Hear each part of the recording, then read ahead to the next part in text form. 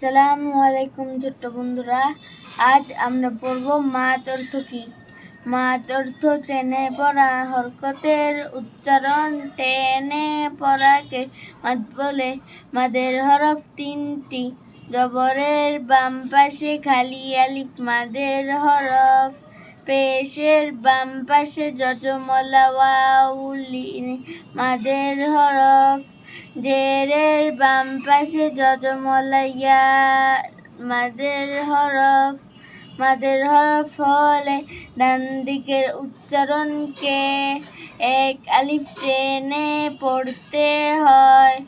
যেমন বা এক আলিফ করে টান হবে, না এক আলিফ করে টান হবে, ইয়া এক আলিফ করে টান হবে, বু এটা হচ্ছে যজমলা ওয়াও এক আলিফ করে টান হবে, বু।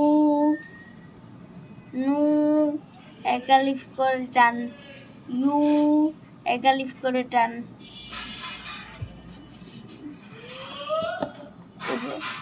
এবার হচ্ছে বি, এটাও এক আলিফ করে টান, নি এক আলিফ করে টান, ই এক আলিফ করে টান।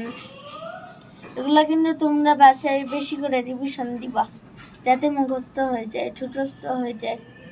মাদের হরকতের পরিচয় পড়ব এবার।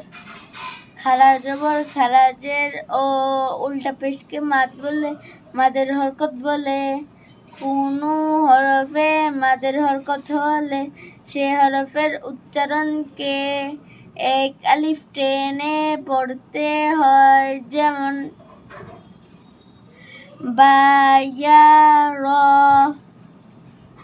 বা, ইয়া, র, মা, লা, ওয়া। আচ্ছা, সবগুলো পড়াই দিই না, না সবগুলো পড়ানো লাগবে। আচ্ছা, সবগুলোই পড়াই দিই। না, আ, হা, আ, হা, গ, খ, তা, সা, যা, দা, যা। এই পর্যন্তই থাক। সবগুলো পড়াইলে কি হবে জানো? তোমরা একসাথে এতগুলো ধরতে পারবে না। তাহলে আজকের পড়া এই পর্যন্তই। সবাই ভালো থাকবা, সুস্থ থাকবা এবং আল্লাহ হাফেজ। আসসালামু আলাইকুম ওয়া রাহমাতুল্লাহি ওয়া বারাকাতুহু।